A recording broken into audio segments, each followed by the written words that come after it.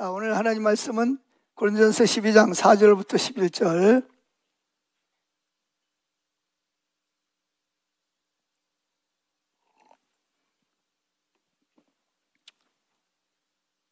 한 목소리로 같이 읽습니다. 은사는 여러 가지나 성령은 같고 직임은 여러 가지나 주는 같으며 또 역사는 여러 가지나 모든 것을 모든 사람 가운데 역사하시는 하나님은 같으니 각 사람에게 성령의 나타남을 주심은 유익하게 하려 하심이라. 어떤 이에게는 성령으로 말미암아 지혜의 말씀을, 어떤 이에게는 같은 성령을 따라 지식의 말씀을, 다른 이에게는 같은 성령으로 믿음을, 어떤 이에게는 한 성령으로 병 고치는 은사를, 어떤 이에게는 능력 행함을, 어떤 이에게는 예언함을, 어떤 이에게는 영들 분별함을, 다른 이에게는 각종 방언 말함을, 어떤 이에게는 방언들 통역함을 주시나니 이 모든 일은 같은 한 성령이 행하사 그 뜻대로 각 사람에게 나누어 주시느니라. 아멘. 오늘 말씀의 제목은 은사입니다. 은사. 누가 주는 거죠? 성령 하나님이 예수 그리스도 안에서 예수 믿는 사람들에게 성령을 통해서 은사를 주시는 겁니다. 아멘. 제가 이 부분을 우리 이길수 목사님 보고 집회하는 동안 좀 해달라 그래서 했는데 그때 안 오신 분들도 많이 있고 또 우리 그걸 하다가 또 자세하게 하질 않았어요. 그래서 결국은 내가 순서에 따라서 해야 되겠다 그런 마음이 있어서 합니다. 자, 은사가 뭐냐? 은사라는 말은 카리스마 톤이라는 말입니다. 여러분 카리스마라는 말 들어봤어요? 저 사람 카리스마가 있네. 근데 그 카리스마라는 말을 잘못 사용하고 있는 거예요. 원래 카리스마라는 말은 하나님이 그 사람에게 특별한 뭘 주신 거예요? 은사를 주셔서 그 사람이 그 은사를 따라서 나타내는 살아가는 사람을 카리스마가 있다 그렇게 말합니다. 카리스마라는 말은 원래 무슨 뜻이라고요? 하나님이 성령을 통해서 주신 은사를 말할 때 카리스마라고 합니다. 그래서 은사를 뭐라 그러냐? 카리스마 톤 그럽니다. 그런 은사는 뭐냐? 은사는요, 하나님이 값없이 주시는 선물입니다. 따라합시다.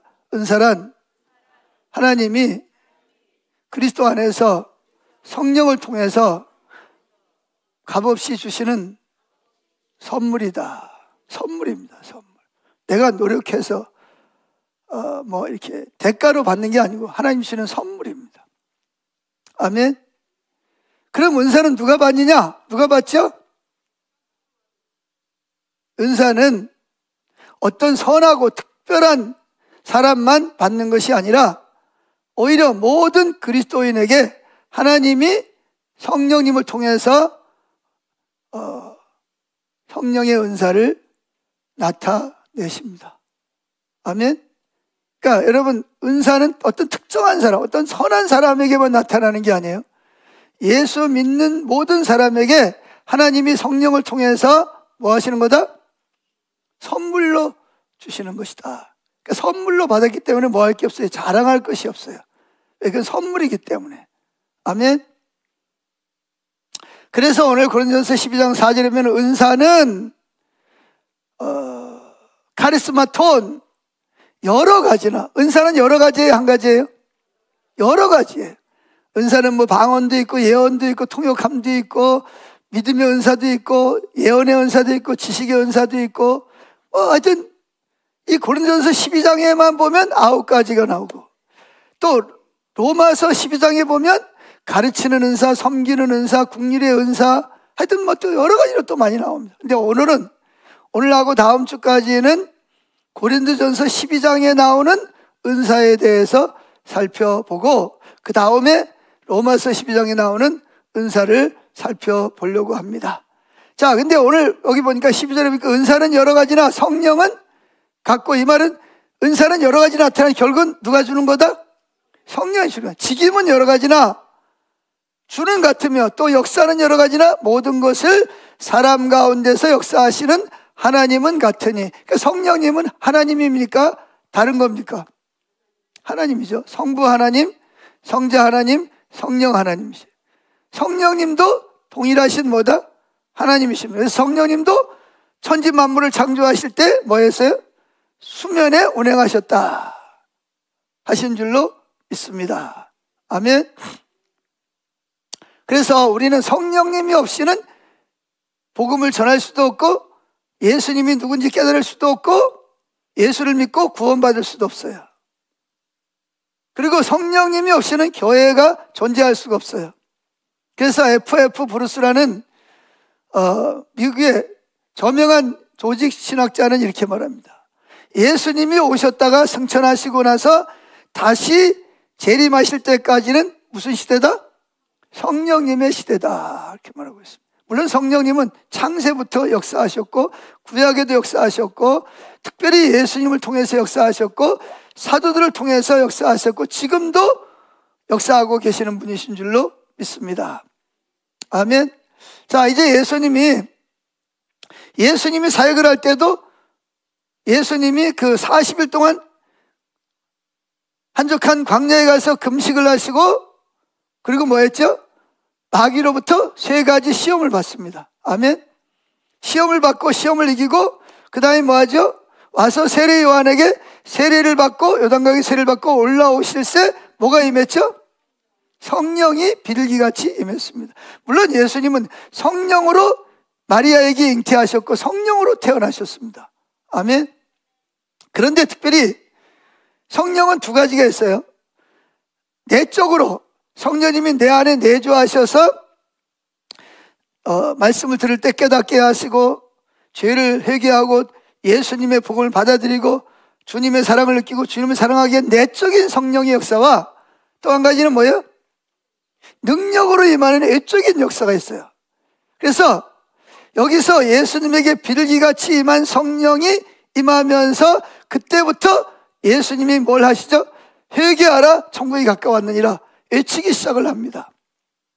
그 전에는 사역을 감당하지 않으셔서 그냥 부모님들을 잘 공경하고 동생들을 돌보면서 생활했습니다. 그러나 이제 성령의 비둘기같이 성령이 임하면서부터 그때부터 뭐하냐? 집을 떠나서 제자들을 모으고 다니면서 뭐 했어요?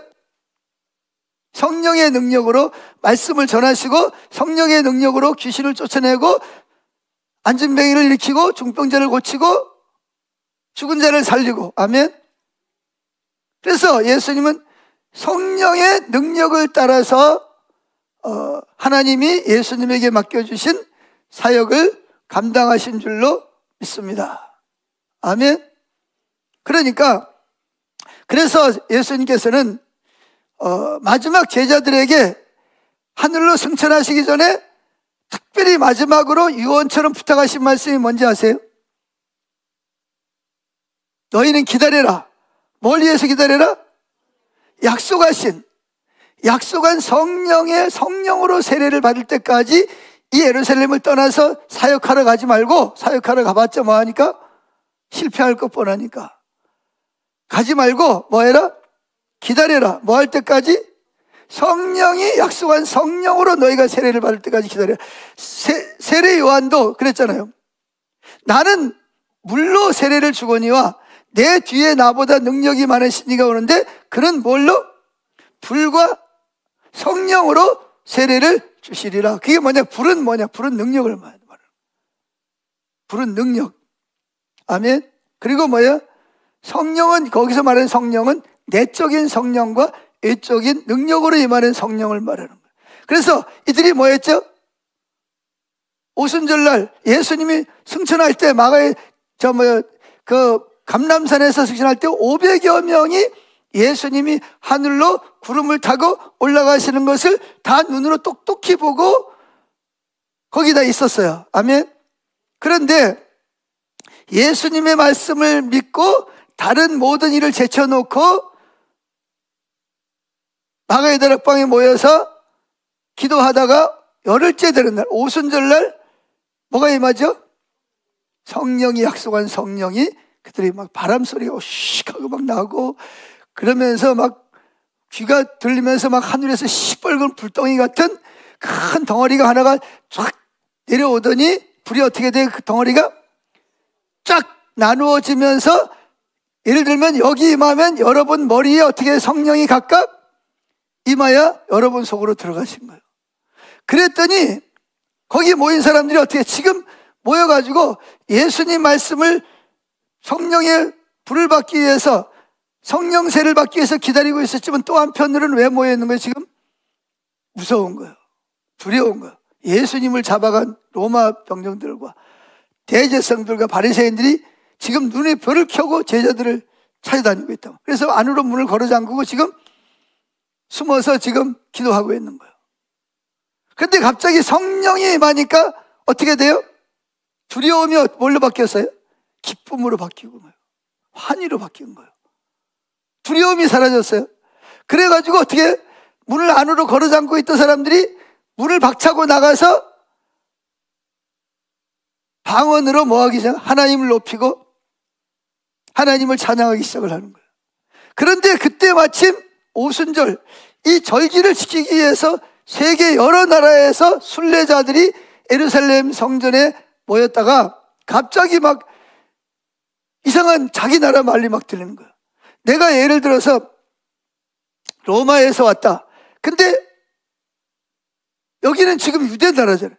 근데 자기가 전에 듣던 로마 말이 막 들리는 거야. 막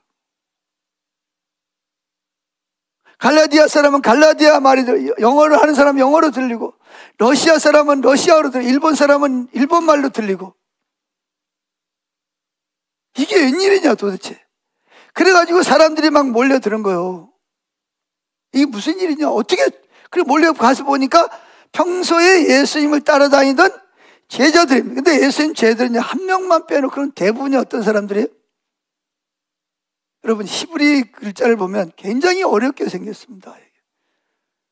저도 지금 히브리어를 배웠는데 별로 생각나는 게 별로 없어요. 근데 유대 사람들이 자기 나라 말로 하는 게 아니라 그 말하는 소리가 뭐예요? 굉장히 무식한 사람들이란 말이에요. 주로 어부 출신들이거든요. 별로 지식인들이 별로 없어요.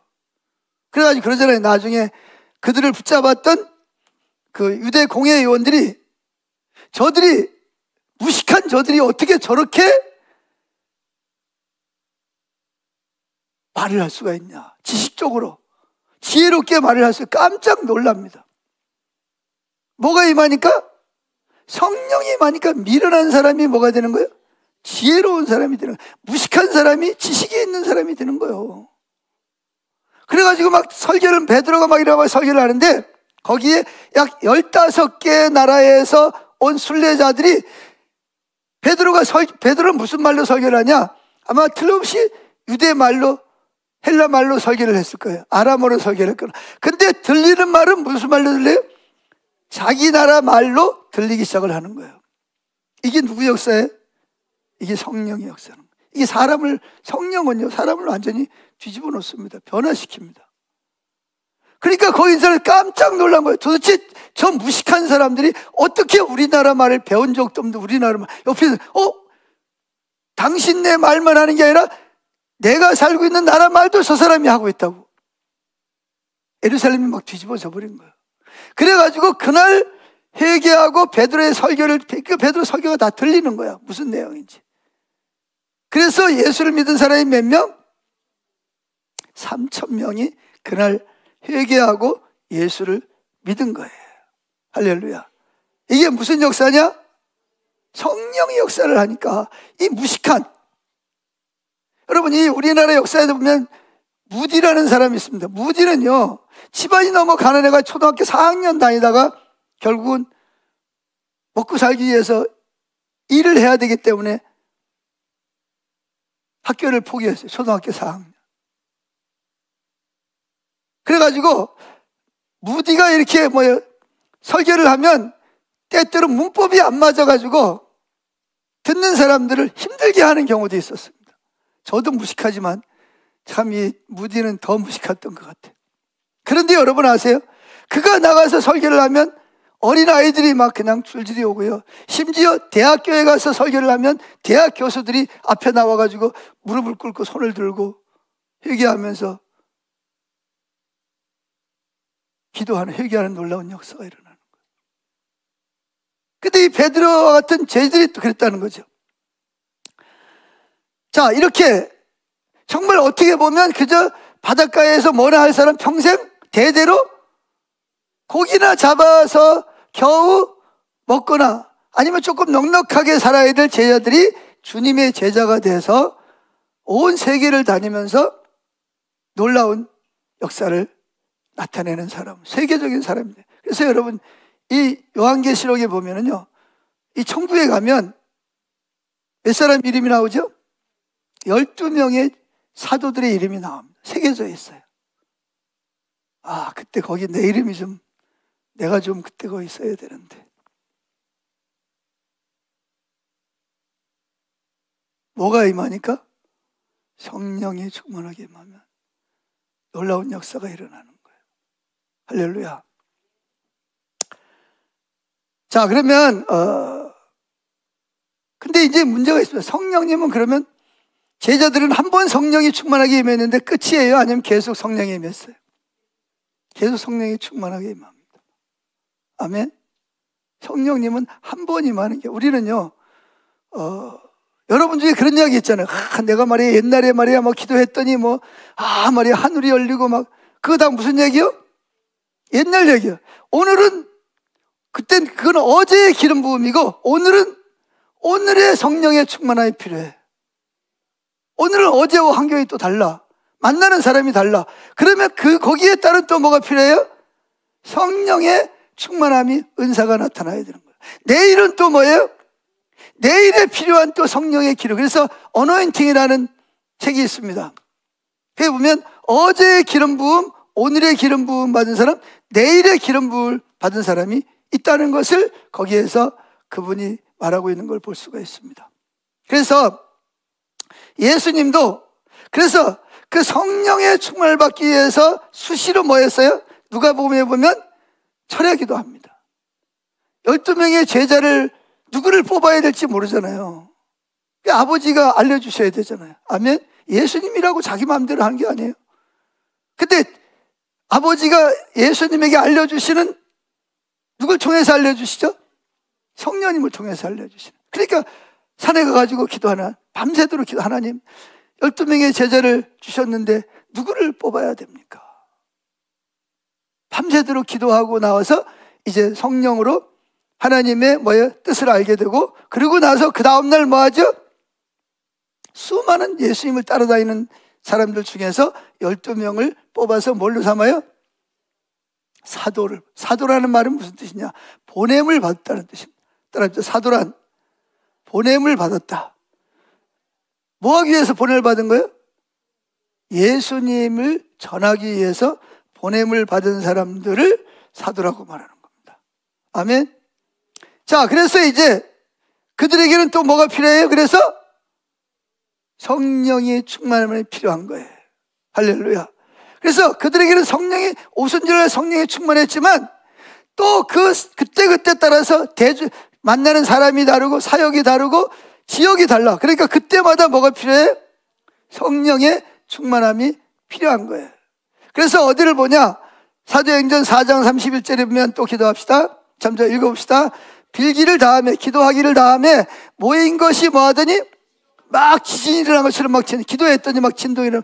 그러면서 다 뭐 했다? 무리가 다 성령에 충만하여 담대히 하나님 말씀을 전하여. 여러분, 이 전도하려면요 성령의 충만을 받아야 돼요. 사실 저도 전도를 참 지금까지 수없이 해봤지만, 전도지를 주면요 어떤 사람은 지금은 그래도 좀 신세 안 받아. 근데 옛날에는 받아가지고 뭐해? 그 자리에서 막 찢어가지고요 제 얼굴에도 막 뿌리고요. 어떤 데는요 이 문을 열었어요. 문을 열었는데, 문을 열고 뭐예요? 이게 예수 믿으세요? 그럼 뭐예요? 문을 그냥 쾅, 그랬다가 뭐예요? 잘못해서 손 끼워가지고 손가락 나갈 뻔하고요. 그 나중엔 꾀가 나는 거야. 어떡하냐? 문 열면 딱 발부터 뒤밀어. 왜? 나를 보호해야 되니까. 그러니까 사람 만나는 게 막 무서울 때가 있어요.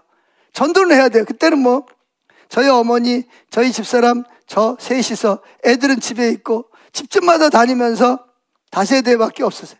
복음을 전도지를 들고 다니면서 길거리에서 전도를 하고 그랬어요. 근데 어떤 지역에 가면 지금 어디지? 고천 중학교 그 앞에 가면 다세대가 있어요. 다세대 가면 제가 거기만 가면 가슴이 두근두근해요. 왜 그러냐? 거기 할머니 한 분이 있는데 그 할머니 만나면 어떡하지? 왜? 그분 만나면 막 손가락 삿대질하고 막 찢어버리고 막 욕하고 막 생기기 멀쩡하게 생긴 놈이 할 일이 없어가지고 이러고 다니냐고 막 욕을 막 하는 거야. 그렇다고 같이 싸울 수도 없고요. 그런데 뭐가 충만하면? 성령이 충만하면 담대해지는 거예요. 그 사람들이 뭐 욕을 하든 뭐 하든 그 사람들이 영혼을 불쌍히 여기는 마음이 생겨서 복음을 전하지 않으면 오히려 내 마음이 막 힘들어지는 거예요. 그래서 이들이 지금 복음 전하다가 뭐 했어요? 붙잡혀가서 하룻밤 감옥에 잤습니다. 그 다음날 뭐 했어요? 공회의원들이 그를 붙잡아다 놓고 다시는 예수의 이름으로 뭐 하지도 말라? 전하지도 말고 가르치지도 말라고 하는 거예요. 그런데 이 두려워 떨고 있던 제자들이 뭐라 그러죠? 하나님 앞에서 너희 말 듣는 것과 하나님 말씀 듣는 것 어느 것이 옳은가 판단하라. 저것들이 얼마 전까지만 해도 겁이 나가지고 그걸 쩔쩔매던 것들이 언제 저렇게 변해가지고 담대하게 외치냐는 거예요. 그러니까 이게 뭐 제목이 없으니까 감옥에 오래 가둘 수는 없고 그래가지고 막 매를 맞고 막 나왔습니다. 그러면 기도합니다. 막 기도했더니 땅이 막 진동을 하면서 뭐가 임했어요? 성령이 충만하게 임하는 역사. 담대하게 하나님 말씀을 전하는 역사가 일어나기 시작을 합니다. 여러분, 성령이 충만하게 임하고 성령의 은사가 임하면 교회에도 유익이 있지만 실제로 여러분의 삶에도 얼마나 놀라운 일이 일어나는지 모릅니다. 자, 오늘 첫째, 성령 세례와 성령 충만에 대한 이해입니다. 성령 세례가 뭐냐? 예수님 세례 요한도 나는 물로 세례를 주거니와 내 뒤에 오시는 이는 나보다 능력이 많아서 뭐하다? 물과 불과 성령으로 세례를 주시리라 그랬습니다. 그럼 성령 세례라는 게 뭐냐? 성령 세례라는 것은 복음을 듣고 내가 죄인인 성령의 능력으로 내가 죄인인 것이 깨달아지고 뭐예요? 그 예수님을 나의 뭘로? 구원자와 주인으로 영접을 할 때 성령이 내게 뭐예요? 들어오셔서 인치시는 거예요. 아멘. 그럼 이렇게 성령 세례 받은 다음에는 어떻게 해야 되냐? 그 다음에 뭐 해야 돼? 계속 후속적으로 성령이 충만하게 임해야 됩니다. 아멘. 자, 읽어봅시다. 자, 갈라디아서 3장 5절 너희에게 성령을 주시고 언제냐? 과거에 주셨다는 거예요. 너희 가운데 능력을 해요. 능력은 누가 주시는 거예요 또? 성령의 능력으로 임하네. 이것이 율법의 행위에서냐 듣고 믿음에서. 그러니까 성령은 한 번 성령 세례 받았다고 끝나는 게 아니라 계속해서 뭘 해야 된다? 성령 충만함을 받아야 된다는 것입니다. 자, 요한복음 3장 34절 하나님의 보내신 이는 하나님 말씀을 하나니 이는 하나님이 성령을 뭐예요? 한량없이 어제만 부으신 것이라 오늘을 또 필요한 성령을 부어주시고 내일은 또 내일에 대한 성령을 부어주시고 모레는 또 지금 여기서 일하는 성령이 다르고 또 다른 사람들을 만나면 또 그들을 상대하는 데 필요한 성령의 능력이 필요한 거예요. 아멘. 성령을 한량없이 주시는 겁니다. 우리는 이미 예수를 믿은 사람들은 다 뭐 했어요? 예수를 믿고 성령을 받았습니다. 할렐루야. 그러나 우리는 성령님의 역사는 두 가지로 나타나. 하나는 내주하시는 성령님이 있어요. 우리 안에 들어오셔서 내주하시는 성령님이 계시고 또 한 가지는 곁에 계시는 우리를 사역을 도우시고 복음을 전하고 세상을 이길 수 있도록 도우시기 위해서 성령님이 능력으로 임하시는 성령이 있습니다. 내적인 성령의 역사는 뭐냐? 성령님이 내 안에 들어오셔서 내가 죄인인 것이 깨달아지고 하나님과 친밀함이 뭔지 이해가 되고, 성경을 읽으면 그것이 뭔지 이해가 되고 알게 하시는 거예요. 하나님을 사랑하게 되고. 아멘. 근데 그것만 가지고는 안 돼. 뭐 해야 되냐면 세상과 싸워서 이겨야 되잖아요. 사역을 감당해 복음을 전해야 되잖아요. 할렐루야. 그러면 뭐가 필요해요? 성령의 능력이, 은사가 필요하다는 거예요. 아멘. 자, 작은 두 번째 보면 성령의 온전한 통치 가운데 들어가는 성령의 충만이 있습니다. 성령이 내적으로 외적으로 충만하면 우리는 성령의 능력을 따라서 살아갑니다. 자, 어디냐? 에베소 5장 18절 시작. 술 취하지 말라. 이는 방탕한 것이니. 왜 술 취하는 거하고 방탕하고 같이 가죠? 술을 안 먹었을 때 더 방탕하게 돼요? 술을 취했을 때 더 방탕하게 돼요? 왜 술에 취하면 더 방탕하게 되죠? 술의 지배를 받는단 말이에요. 술 기운이라는 게 있잖아요. 술 기운. 술도 기운이 있어요. 알코올이 들어가면 어떻게 돼요? 우리를 흥분시키고, 그죠? 우리를 흥분시키고 우리를 지배하는 그 술에 대해도 능력이 있다는 거예요. 아세요? 술 드셔보신 분들. 왜 자꾸 술을 먹어요? 이유가 뭐예요? 술을 안 먹을 때 맹숭맹숭해. 말하고 싶은데 가슴이 두근두근해서 말을 못해. 그래서 뭐의 힘을 빌려? 술의 힘을 빌려가지고 말하려고 술을 먹으면 담대해지. 그럼 왜 담대해지죠? 술 기운에. 술에도 기운이 있어요. 힘이 있어요. 그래가지고 뭐예요? 나는 똑바로 걸어간다고 하는데 어때요? 몸이 나를 지배해가지고 비틀어요. 그리고 길이 뭐예요? 이게 왔다 갔다 하는 거예요. 뭐의 지배를 받아서 그러죠? 술의 지배. 그래서 술 취하지 말라는 거예요. 근데 어떤 사람들은 술을 취하는 것을 즐기는 사람들이 있어요.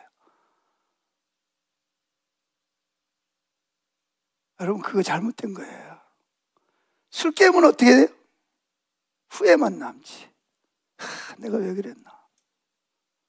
내가 미쳤어.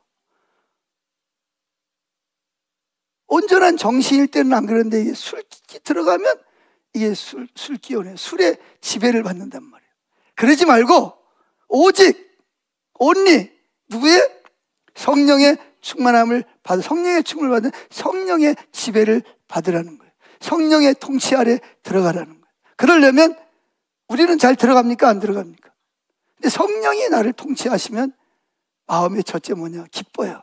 성령의 9가지 열매가 맺히는 거예요. 기쁘고 즐겁고 온유하게 되고 여러 가지 9가지 열매를 맺는다니까요.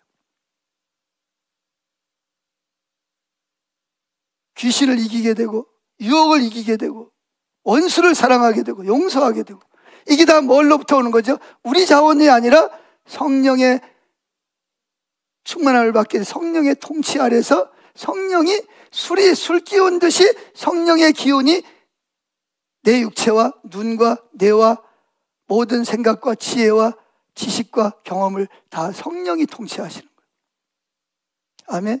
근데 이게 뭐냐?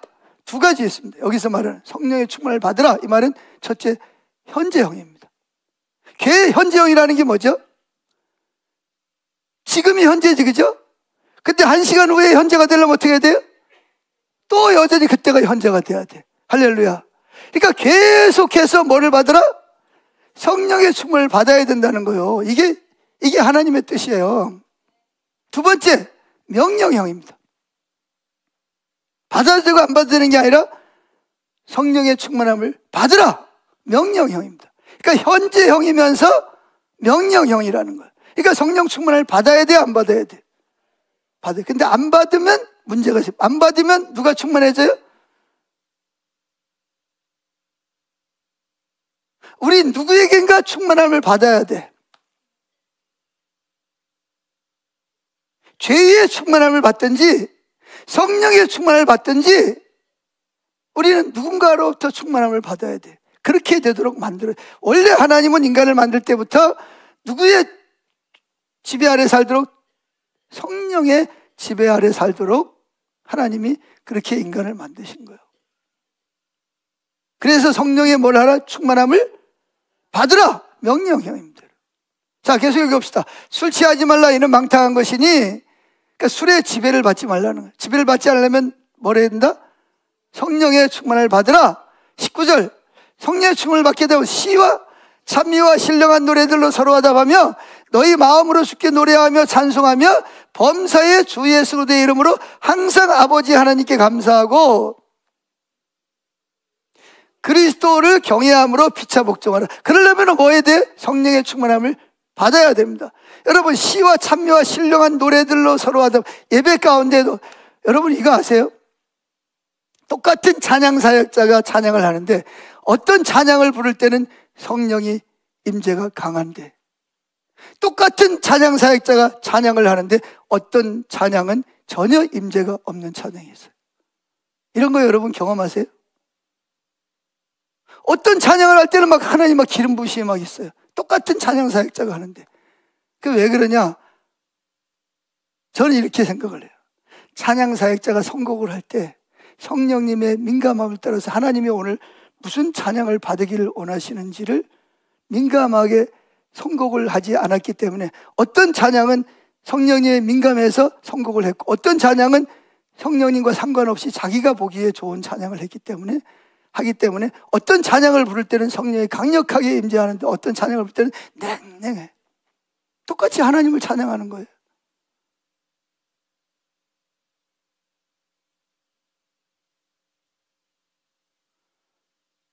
자, 그게 두 번째. 오늘은 뭐에 대해서 이야기한다고요? 성령의 은사에 대해서 이야기합니다. 그래서 작은 첫째, 은사에 대한 기본적인 이해입니다. 은사는 교회를 섬기고 복음을 전하기 위한 하나님의 선물입니다. 근데 제가 보기에는요, 물론 이게 은사는요, 교회의 덕을 세우고, 교회를 세우고 복음을 전하는 데 유익하지만 실제로 은사가 나타나는 자신에게도 엄청난 유익이 있습니다. 엄청난 축복이 있어요. 이제 자세히 풀어보면 이 은사가 얼마나 중요한 것인지를 여러분들이 깨닫게 될 것입니다. 은사는 뭐라 그랬죠? 특정한 사람에게만 주는 것이 아니라 그리스도 안에 있는 사람에게 주시는 뭐다? 선물입니다. 은혜의 선물이라 그랬어요. 할렐루야. 자, 고린도전서 12장 31절. 그래서 은사를 뭐하냐? 은사를 받아야 돼요? 안 받아야 돼요? 받으려면 뭐 해야 돼요? 사모해야 됩니다, 여러분. 물론 사모하지 않아도 주는 경우도 있지만 특별한 경우에는. 그러나 성경은 뭐라 그러냐? 은사를 달라고 뭐 해라? 사모하고 구하고 찾으라는 거예요.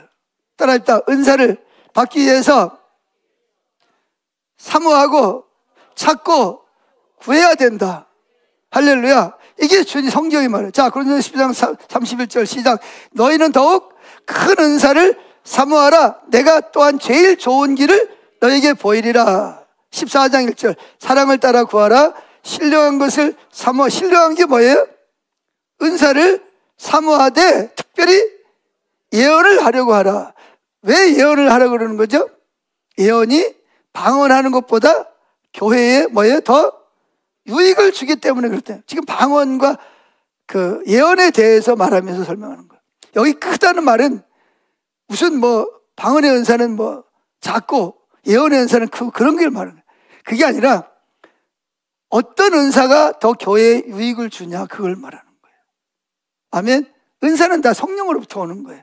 어떤 게 더 높고 낮은 건 없어요. 다 똑같이 우리의 교회의 유익을 위해 주신 겁니다.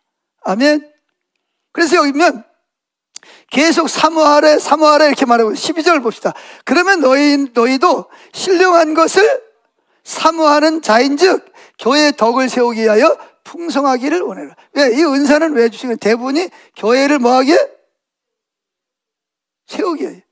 교회라는 건 다른 사람들을 세우기 위해서 주신 은사라는 거죠. 그래서 뭐하라? 풍성하기를 구하라. 풍성하라는 말은 한 가지만 은사 받은 걸로 만족하지 말고, 뭐 무슨 은사? 믿음의 은사가 있다 그러면 나에게 뭐예요? 믿음의 은사를 사용하면서 동시에 무슨 은사? 능력 행함의 은사도 구하고 예언의 은사도 구하고 믿음의 은사도 구하고 지식의 은사도 구하는. 그러면 어떻게 더 풍성하게 사역을 감당할 수가 있게 됩니다. 여러분 보세요. 자격증 가진 사람이 회사에서 들어갈 때 2급 하나만, 전기 기술자 하나만 가진 사람을 뽑겠어요? 아니면 그 외에 여러 가지 다른 것도 자격증을 가진 사람을 뽑겠어요? 이왕 뽑을 거면. 왜 그런 사람 뽑죠? 내가 전기 기사로 들어갔지만 하다 보면 뭐예요? 기계를 만져야 될 때도 있고, 또 전기를 만질 때도 있지만, 또 뭐예요? 수도를 만져야 될 때도 있잖아. 그죠? 그래요, 안 그래요? 그래서 풍성하기를, 여러 가지 은사를 나타나기를 뭐해라? 구하고 사모하라는 거예요. 아멘. 은사는 사모하는 자에게 주시기 때문에 그렇습니다. 아멘. 그래서 우리는 이 은사를 구해야 됩니다. 자, 그 다음에 또 계속 있습니다. 39절 시작. 그런즉 내 형제들아, 예언하기를 사모하며 방언 말하기를 금하지 말라. 왜? 예언은 교회의 덕을 세우지만 방언은 개인의 유익을 주기 때문에 그런 거예요. 여기서 말하는 것은 방언을 소홀히 여기라는 게 아니라 공예배 때를 말하는 거예요. 공예배 때. 공예배 때 여기서 랄랄랄랄 또또또또또 바바바바바 그러면 어떻게 됐어요, 예배가? 예? 처음 온 사람이 뭐라 했어요? 이 교회는 다 뭐 했다? 미쳤구나, 미쳤어. 그러니까 공예배 때는 뭐 하라? 자제하고 뭘 하라? 예언을 하라는 거예요. 예언하면 뭐예요? 오늘 하나님이 지금 말씀하시는데 여기 어떠한 사람이 자살하려고 하는 사람인데 하나님이 그분을 사랑하신다고 말씀하십니다. 그럼 그분이 자살하려다 하면 어떻게 알았어? 진짜 하나님이 뭐예요? 날 사랑하시는구나. 예언이 필요하겠어요? 뚜뚜뚜뚜랄랄라 하는 게 필요하겠어요? 그래서 예배 시간에는 뭐가 필요하다? 개인적으로 방언하는 것보다 뭐가 필요하다? 예언하는 것이 교회에 유익을 주기 때문에 교회 예언하기를 힘쓰고, 방언은 언제? 혼자 있을 때나 방언으로 기도하는 모임이 있을 때 방언을 하라는 거예요. 사도 바울도 그래서 어떤 사람은 방언하지 마라 그랬다 그랬는데 그게 거짓말이요. 성경은 앞뒤를 다, 문맥을 다 읽어야 됩니다. 바울은 말하는 말은 방언하지 말라는 게 언제 하지 마라? 공예배 시간에는 하지 마라. 뚜뚜뚜뚜 빠바바 그러면 이 교회 다 미쳤네 뭐 그러잖아. 미쳤냐는 거예요. 그리고 못 알아듣잖아. 아멘. 공예배 시간에 처음 온 사람이거나 방언이 뭔지도 모르는 사람들 때문에, 시험 될 사람들 때문에 방언을 하지 말라는 거지. 사도 바울은 반대로 나는 다른 사람보다 방언을 더 많이 말하기 때문에 감사한다 그랬어요. 할렐루야. 그러니까 이거를, 성경을 앞뒤 문맥을 잘 분별해서 이걸 받아들여야 되는데, 난 방언 못해. 그러니까 뭐라 그러냐? 성경에 방언하지 말라 그랬잖아, 바울이. 이렇게 또 말해. 그렇게 말하면 안 되지. 성경을 앞뒤 문맥을 다 파악해가지고 해야지. 그래서 여기 보면 방언 말하기를 뭐 하지 말라? 금하지. 왜 요거는 인용을 안 해? 분명히 금하지 말라 그랬잖아요. 할렐루야. 자, 야고보서 1장 17절. 온갖 좋은 은사와 온전한 선물이 다 위로부터 빛들의 아버지께로부터 내려오나니 그는, 자 보세요, 좋은 은사와 온전한 선물이 다 어디로 온다고요? 다 위로부터 아버지가 성령을 통해서 사랑하는 자녀들에게 선물로 주신 거라는 거예요. 근데 왜 선물을 안 받아? 선물 받아야지. 아멘. 그런데 중요한 것은 은사가 많이 나타난다 그래서 그 사람이 하나님과 친밀한 사람이에요. 친밀할 수도 있지만 친밀합니까? 친밀하지 않을 수도 있어요. 은사는요, 계급장이 아니에요. 성숙도가 아니에요. 여기 들어올 때 방언의 은사가 없는데 나갈 때 방언의 은사를 가지고 나갈 수 있어요. 그러면 그 사람이 예배 드리면서 확 자라요? 성숙해져요? 아니잖아요. 성숙해지려면 시험에 넘어졌다가 연단도 받았다가 실패했다가 또 하나님도 경험했다 그러면서 뭐예요? 신앙이 성숙해져 가는. 계단을 올라갈 때도 뭐 기껏해야 아무리 해도 3계단 이상 올라가요? 제가 어제 비 와가지고 우리 개를 데리고 산책을 시키려고 나갔더니 비가 와가지고 어떻게 했나 1층부터 19층까지 개를 데리고 2번을 오르락 내렸더니 땀이 그냥 확 나더라고요. 근데 계단을 올라갈 때는 어떻게 돼요? 19층까지 올라가려면 한꺼번에 올라가야 날아서 어떻게 돼요? 한 계단 또 한 계단 또 한 계단. 그렇듯이 신앙의 성숙은 그렇게 하루아침에 확 자라는 게 아니에요. 태어난 사람이 어떻게 돼요? 자라려면 먹고 싸고 또 뭐예요? 배우고 그러면서 조금씩 자라는 거예요. 성숙도는 그런 거. 근데 은사는 갑자기 주어질 수가 있어요. 아멘? 그렇기 때문에 은사가 주어졌다 그래서 성숙한 게 아니고 하나님이 나를 더 신임하는 것도 아니에요. 은사는 사모하는 자에게 그냥 주시는 거, 선물로 주시는 거기 때문에. 그런데 이 고린도 교회가 은사가 부족함이 없는 교회였어요. 그런데 이 교회가 바울이 개척한 교회 중에서 몇 년이 지났는데도 불구하고 가장 영적으로 어린 교회가 어느 교회였어요? 고린도 교회였어요. 왜? 맨날 싸워. 지지고 볶고 싸우고 시기하고 질투하고 욕하고 혈기 부리고.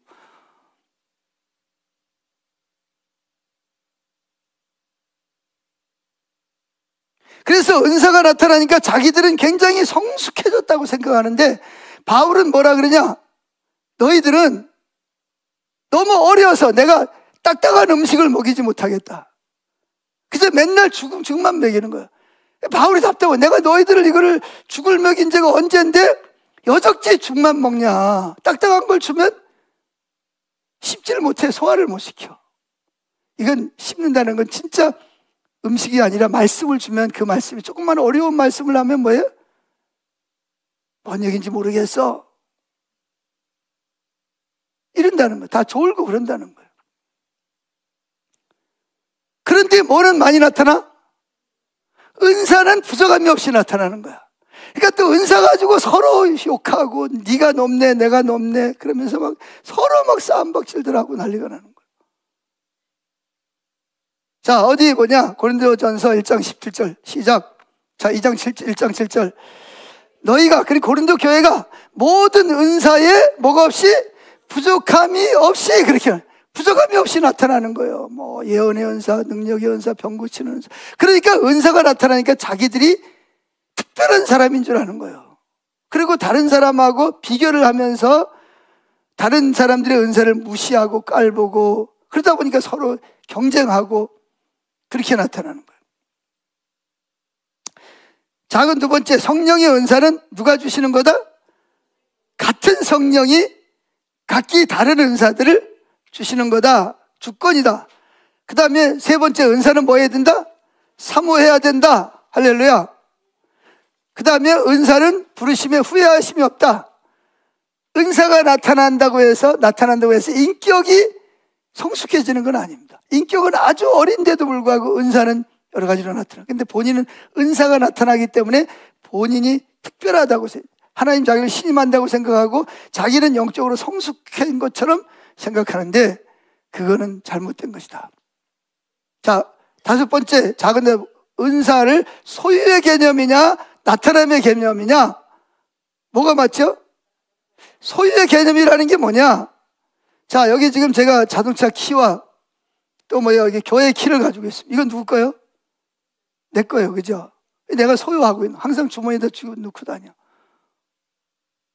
이거를 뭐라 그래요? 은사를 나에게 주셔서 내가 소유하고 다니는. 그러다가 뭐예요? 필요할 때 꺼내 쓰는 걸 이걸 은사의 소유의 개념이라 그러고, 두 번째, 은사를 나타냄의 개념이라 그러는 거예요. 나타냄의 개념은 뭐냐?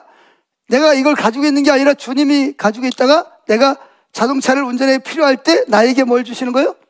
자, 너 이거 필요하지? 너 이거 가져가. 그래, 주시는 거예요. 이걸 나타냄의 개념이라 그러는 거예요. 뭐가 맞아요? 그렇게 배웠지, 지금까지. 예. 근데 저는 두 가지가 다 맞다고 생각합니다. 왜 그러냐? 자, 방언의 은사가 나타나는 사람들. 지금도 방언하라 그러면 방언 기도해. 그죠? 그래요, 안 그래요? 그거는 뭐예요? 마치 소유 같아. 그죠? 물론 다른 은사는 또 나타났다가 안 나타났다가 그럴 때도 있죠. 그래, 안 그래요? 그렇지. 그러니까 내가 보기엔 두 가지가 다 맞는 것 같아. 어떤 은사는 뭐예요? 소유 개념처럼 하나님이 주신 개념도 있고, 또 어떤 개념은 뭐예요? 그때그때 필요할 때마다 나타내심도 저는 성경에 보면 나타내심이라고 말하고 있거든요. 자, 어디냐?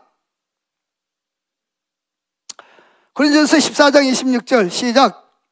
그런즉 형제들아 어찌할까? 너희가 모일 때에 각각 찬송시도 있으며 가르치는 말씀도 있으며 계시도 있으며 방언도 있으며 통역함도 있으며 모든 것을 덕을 세우기 위하라. 그러면서 12장 7절 각 사람에게 성령의 나타남을 주심은 유익하게 하려 하심이라.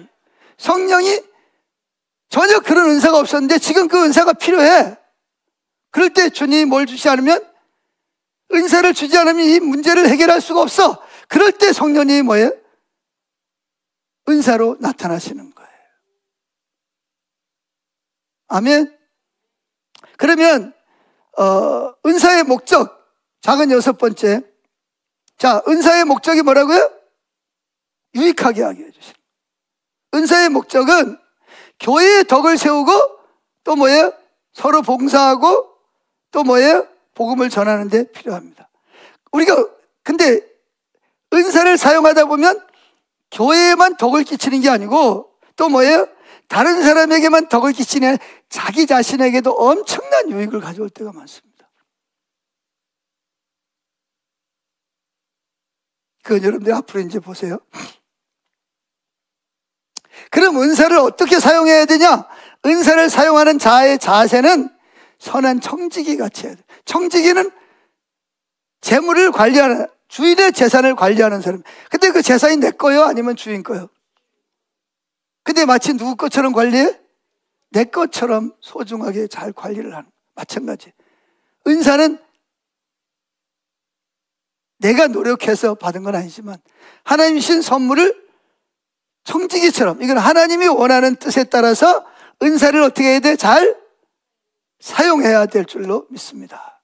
아멘. 그 다음에 7번째, 은사의 길이 있습니다. 그런 은사를 사용할 때 어떤 마음을 가지고 사용해야 될까요?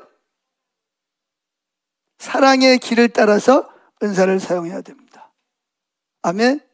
만약에 사랑을 따라서, 사랑의 길을 따라서 은사를 사용하지 않으면 아무리 많은 은사가 나타나도 누구에게는, 본인에게는 아무런 유익이 없다는 거예요. 자, 고린도전서 13장 1절 시작.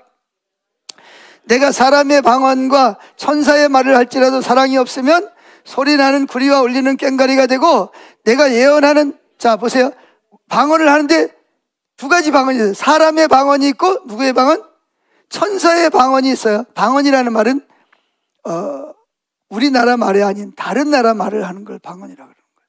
근데 천사의 방언을 했어요. 그런데 그럴지라도 사랑의 길을 따라서 하지 않으면 본인에게 뭐가 없다? 유익이 없다. 그러니까 뭐냐? 소리나는, 꽹과리 울리는 소리, 북치는 소리와 같은, 그 생명이 없잖아요. 그 다음에 또 뭐예요? 2절, 내가 예언하는 능력이 있어요. 모든 비밀과 모든 지식을 알고 또 믿음이 있어가 산을 옮길 만한 믿음이 있을지라도 사랑의 길을 따라 하지 않으면 아무런 유익이 없다는 거예요. 자, 은사의 목적은 뭐라고요? 덕을, 상대방의 교회 복음을 전하기. 두 번째는 성령을 어떻게 할 때, 사용할 때 어떤 자세로 해라? 청지기적인 자세로 해라. 그 다음에 성령을, 은사를 행할 때 어떤 길을 따라서? 사랑의 길을 따라서 하라. 할렐루야. 우리가 만약에 사랑의 길을 따라 하지 않으면 여러분에게 아무리 많은 은사가 나타나도 유익이 없다. 그런 얘기입니다. 자, 세 번째, 성령의 은사가 나타날 때 교회 안에 무슨 일이 벌어질 수 있다고요? 문제점이 있습니다. 그게 뭐냐? 시기, 질투, 고린도 교회처럼 문제가 생길 수 있습니다. 그래서 많은 교회 목회자가 성령의 은사를 틀어막습니다. 아니, 하나님이 성령의 은사를 주실 때, 자, 목사부터 나와라. 너 무슨 은사 받을래? 딱 주고 다음은 뭐 부교역자들 나와라, 장로들, 권사들 나와라. 이렇게 해서 은사를 주면 얼마나 좋겠어, 그죠? 그러면 뭐 싸울 것도 없고 시길토할 것도 없잖아, 그죠? 근데 어떻게 해요? 목사한테는 은사도 안 줘. 가르치는 은사, 물론 로마서에 그런 것도 있는데, 뭐 병 고치는 은사라든지 예언의 은사, 그런 게 없어. 그런 누굴 주냐?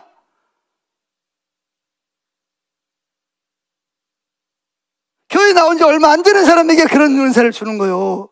그러면 그 사람 입장에서는 누가 우스워 보여? 누가 우스워 보여? 저 목사가 우스워 보이는 거예요. 나는 비밀을 알고 예언을 하는데 저 목사는 한 번도 뭐를 못해? 예언하는 걸 본 적이 없어. 그러니까 저 목사보다 누가 더 우월하다? 내가 더 우월하다. 이게 교회 은사의 문제가, 교회 안에 문제가 생기는 거예요. 아, 주님이 좀 순서를 따지. 야, 목사, 나와라. 너 뭐부터 줄까? 아, 이렇게 주면 얼마나 이게 좋겠어요. 근데 그건 누구 마음이요? 그 성령님 마음이걸로. 그러니까 질서가 무너져 버리는 거예요.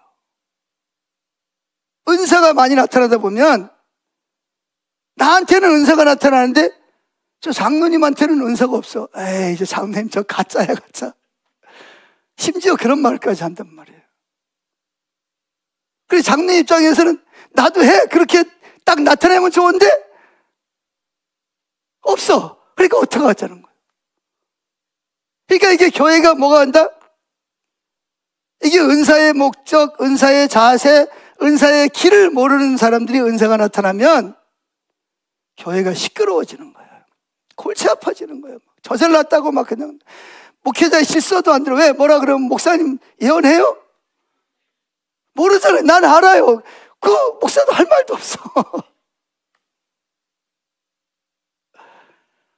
그러니까 사람들이 누구 말을 들어? 목사님 말보다는 거기 가서 머리 뒤밀고 기도받고 그분은 또 목회자의 질서에 들어오지도 않고, 그럼 교회가 막 뒤집박듯이 돼버리는 거예요. 그러니까 목사가 목회를 못하는 거예요. 그러니까 뭐 해야 돼? 은사를 다 틀어막아 버리는 거예요.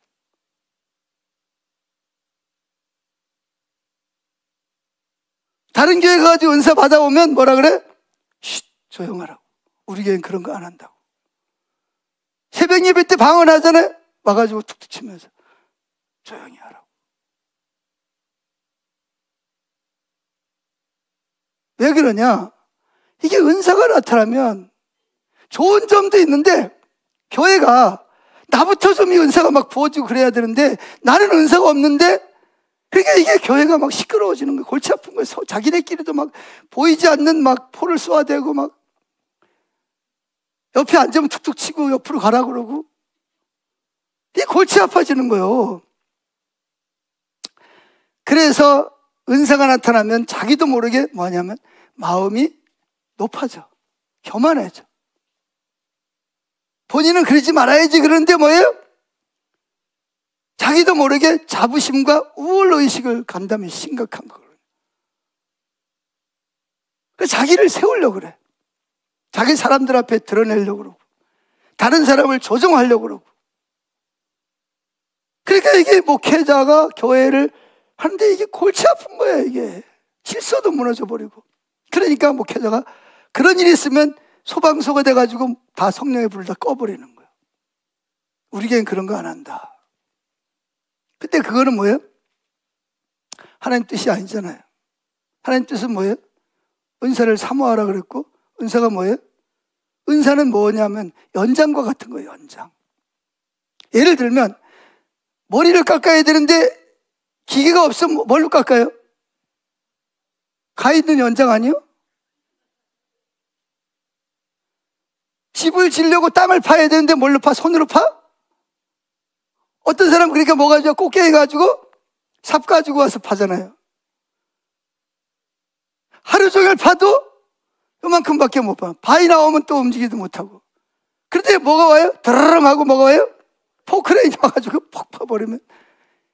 은사가 뭐가 같으냐? 연장과 같은 거예요.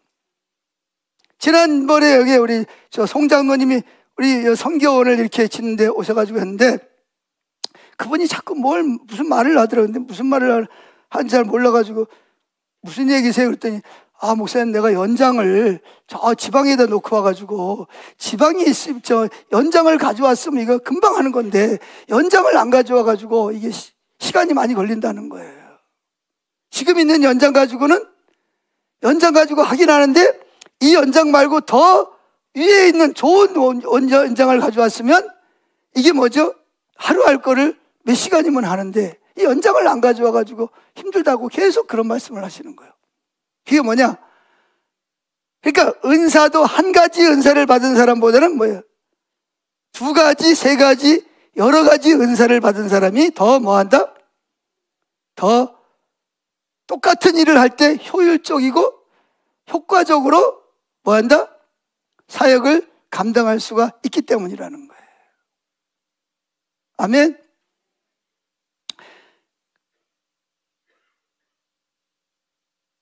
자, 그러면 작은 네 번째. 은사를 이용해서 자기 유익을 이해하는 사람 있을 수 있습니다. 벌써 1시가 됐네. 큰일 났네.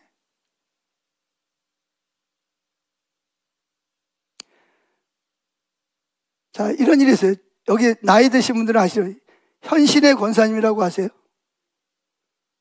그분이 돌아가셨지만 그분이 참 이게 영적으로 정말 예민한 분이었어요. 그분이 어느 날 천국에서 예수님을 만났습니다.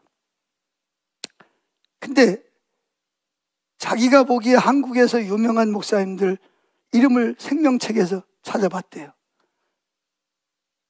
근데 5명의 목사님들의 이름이 생명책에 없더라는 거예요. 근데 그분들이 다 뭐하냐면 그때 당시에 다는 아니지만 대부분이 뭐였냐면 TV에 나오고 부흥회 많이 다니고 그분한테 한번 가서 암 환자가 치유기도 받으려면 1,000만 원, 많게는 1억까지 내야 기도를 받는 그런 분들이 있었어요.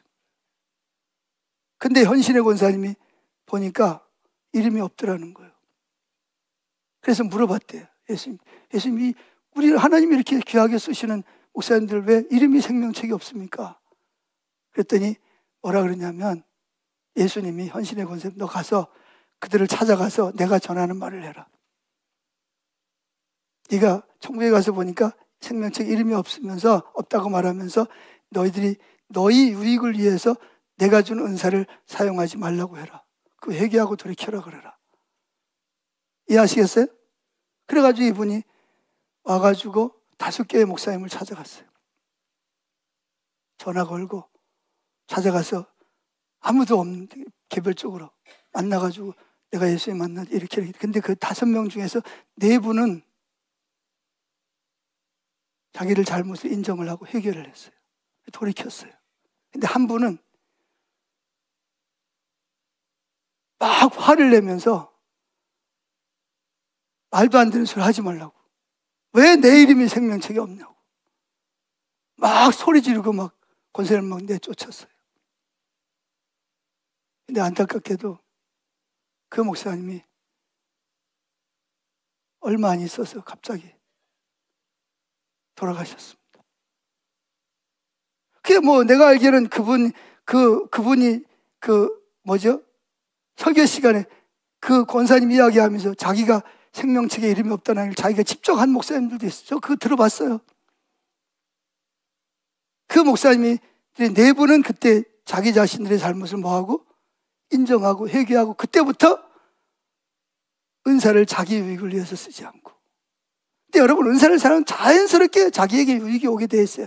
그러나 사랑의 길을 따라서 하지 않았는데 그게 문제가 생기는 거거든요. 자, 그래서 이 성령의 은사에 대해서 5번째 무관심한 거예요. 원래 교회가 제가 신학교 다니는데 신학교 다니는 동안 은사에 대해서 한 번도 배운 적이 없어요. 저는 나중에 성령의 은사에 대해서 강의를 했지만 신학교에서 한 번도 배운 적이 없어요. 왜 그러냐? 이 성령의 은사가 나타나면 교회가 어지럽고 시끄러우니까 은사를 가르치고 활용하려고 그러질 않아요. 근데 여러분 보세요. 5번을 보세요. 마태복음 11장 31절부터 쭉 읽어봅시다. 성령을 모독하는 자는 사심을 얻지 못하였고 말로 성령을 거역하면 신령한 은사를 뭐해라? 사모해라. 성령을 근심케 하지 말라. 성령을 소멸하지 말라. 예언을 다 뭐와 연관이 있는 거죠? 다 성령님과 연관이 있는 거예요. 만약에 여러분들에게 성령의 은사를 주셨는데 은사를 터부시하고 사용하지 않았다. 그것도 뭐예요? 여러분들 책망받을 일이에요. 은사를 주신 이유는 뭐예요? 은사를 사용해서 덕을 세우라고 주신 건데 은사를 사용하지 않는 거예요. 근데 왜 그러냐? 교회가 은사에 대해서 구체적으로 가르치지 않기 때문에 그렇습니다. 은사가 있는지 없는지도 몰라. 그게 세 번째. 그러면 어떻게 은사를 잘 활용할 수 있는가? 어떻게 잘 활용할 수 있어요? 은사는 교회가 철저하게 가르쳐야 됩니다. 뭐 해야 된다고요? 가르치고 뭐예요? 배워야 됩니다. 아멘. 그럴 때 이 은사에 대해서, 근데 이 은사가 끝났다라고 생각하는, 가르치는 그 목회자들이 있어요. 그걸 뭐라 그러냐면 세대주의라고 합니다. 세대주의. 따라합시다. 세대주의. 세대주의 들어봤어요? 무슨 말이에요? 그러니까 뭐 예언이라든지 죽은 자가 살아나고 기적이 일어나고 홍해가 갈라지고 뭐예요? 기적이 일어나는 거를 안 믿는 게 믿어. 그런데 그 기적이 뭐였다? 이제 끝났다라고 생각한. 언제 그런 일이 일어났냐? 모세 때. 모세 때는 뭐 하기 위해서? 모세 오경이 기록되기를 위해서.